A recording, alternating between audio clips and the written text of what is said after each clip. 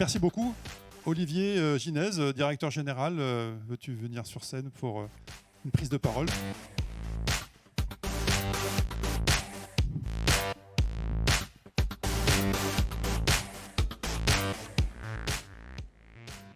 Tu as vu, Alain, j'ai respecté les consignes de sécurité, j'ai pris l'escalier. Et pardon, mais je suis très jaloux du petit coq jaune. Mais j'ai compris qu'il fallait être créateur pour pouvoir l'arborer. J'en ferai mon deuil. Monsieur le vice-président, alors vous avez vu, moi il y a une petite interaction physique, comme il y a un bandeau avec le logo du ministère, je ne peux pas m'empêcher que de venir derrière le pupitre. Et donc de ne pas prendre le micro aux mains pour vous faire mon petit speech.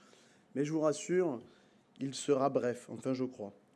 Donc du coup, je me mets derrière le bandeau parce qu'en plus, on arbore un nouveau E pour notre ministère. Et on en est fiers. On est un peu un ministère de l'adaptation.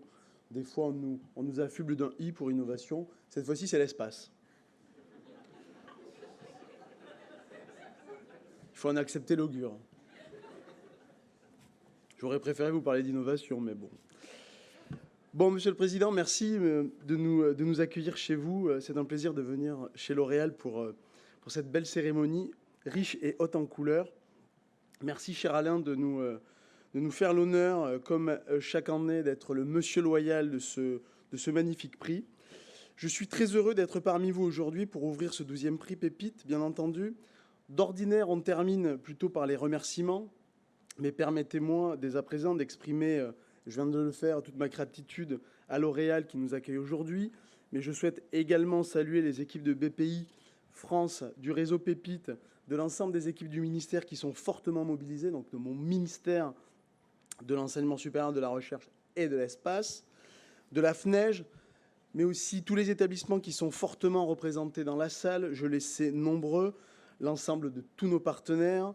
Je pense aussi aux référents entrepreneuriat, aux équipes qui concourent à la réussite de ce prix, mais aussi à l'action déterminée, énergique au quotidien auprès de vous, chers lauréates et chers lauréats, chers toutes et tous, en vrai.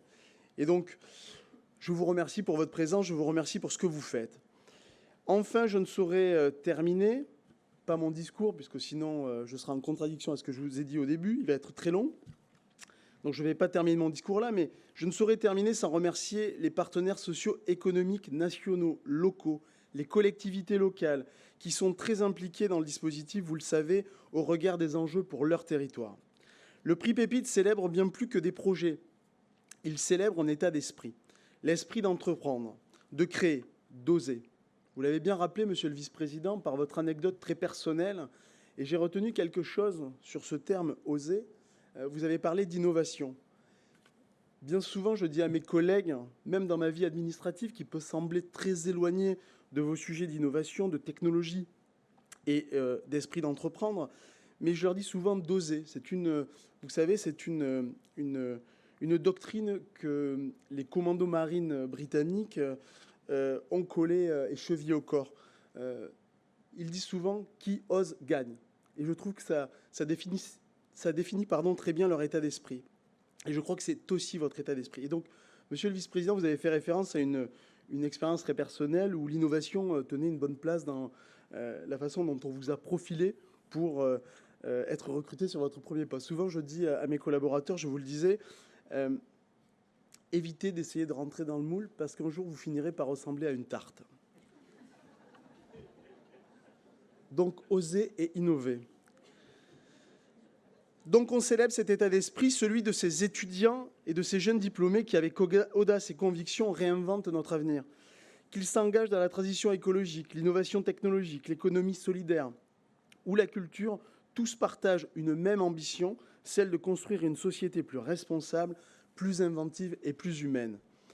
Ouverts sur leurs écosystèmes socio-économiques, ancrés dans leur territoire, ce sont 32 pôles étudiants pour l'innovation, le transfert et l'entrepreneuriat, Pépite, qui ont été créés depuis 2014 sur les sites d'enseignement supérieur et de recherche. Les Pépites sont devenus un formidable tremplin pour les jeunes talents, une porte d'entrée de l'enseignement supérieur pour toutes celles et ceux qui souhaitent entreprendre, reprendre une activité ou bien même s'engager dans un projet entrepreneurial et une véritable communauté d'action où se conjuguent engagement, accompagnement et réussite. Ils donnent vie à toutes les formes d'innovation, et pas comme moule à tarte, dans toute leur diversité au service de la société et des territoires. C'est une chaîne de confiance, d'entraide et d'énergie collective. C'est là toute la force du dispositif Pépite. Depuis 2014, plus de 45 000 jeunes ont bénéficié du statut national d'étudiants entrepreneurs. Ils ont été accompagnés par le réseau Pépite. Derrière ce chiffre, il y a 45 000 parcours, 45 000 envies d'agir, 45 000 preuves qu'entreprendre, c'est avant tout apprendre, s'engager et oser. Et cette année encore, la dynamique se poursuit. En 2024-2025, 6 721 statuts ont été accordés contre 5 861 l'an passé. Vous imaginez cette progression. Une progression remarquable qui témoigne de la vitalité du programme. Ces étudiants viennent de tous les horizons. Près de la moitié relèvent des domaines des sciences, bien entendu, et technologies, de la santé, du droit, de l'économie et de la gestion. Mais l'esprit entrepreneurial rayonne aussi dans les humanités, les arts, les lettres et les langues, porteurs d'initiatives audacieuses, originales et profondément ancrées dans les besoins de notre société. L'impact des pépites est désormais reconnu en France comme à l'international. La France figure aujourd'hui parmi les pays du G7 pour son soutien à l'entrepreneuriat étudiant selon le Global Entrepreneurship Monitor. Donc c'est un des meilleurs pays à ce niveau-là. Ces données donnent la mesure de la vitalité du réseau Pépite qui s'impose désormais comme un acteur incontournable de l'accompagnement de l'entrepreneuriat étudiant en France.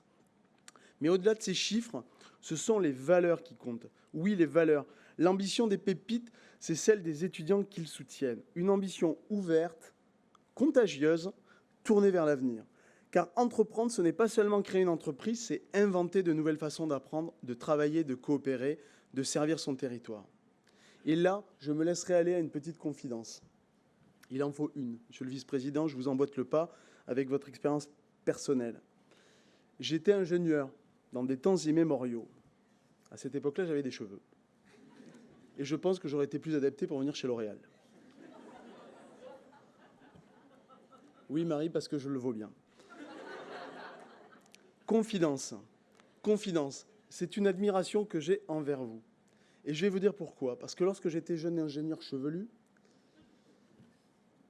je travaillais dans le pesage industriel. Et j'ai travaillé pour L'Oréal, monsieur le vice-président. Parce que, oui, on est à l'origine, avec la société familiale dans laquelle j'évoluais, comme ingénieur R&D, on était à l'origine des chariots picking, préparateurs de commandes. Donc j'ai eu l'occasion de travailler pour L'Oréal à Manchester, ici à Paris. Mais ça, c'était avant. Et tous les soirs, quand je rentrais chez moi, j'étais déjà marié à l'époque, je me suis marié très jeune, je bassinais mon épouse avec toutes les idées que j'avais dans la tête et qui devaient donner lieu à la création d'une entreprise.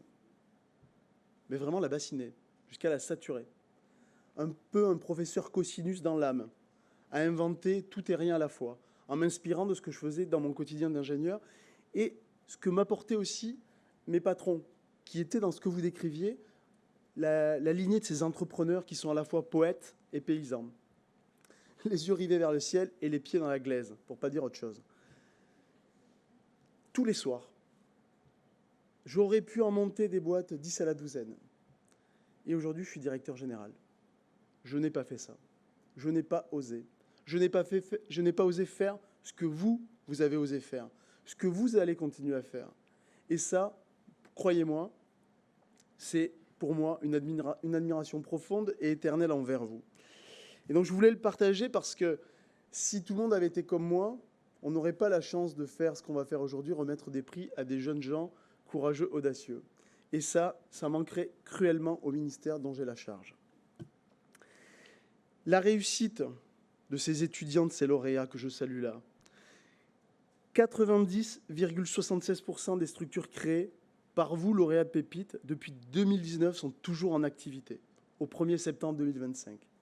C'est juste incroyable, statistiquement parlant. 177 entreprises sur 195 poursuivent leur aventure.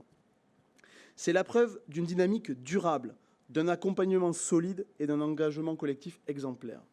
Quel que soit le domaine ou la catégorie, je tiens à souligner à quel point les projets présentés sont incroyables par leur originalité. J'ai eu l'occasion d'échanger avec quelques lauréats. Je suis encore bluffé par leur innovation, leur mindset et leur mentalité. Leur créativité et leur impact sur la société sont notables.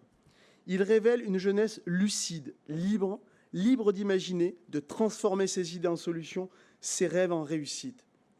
Contrairement à ce que d'aucuns tentent de nous faire croire aujourd'hui.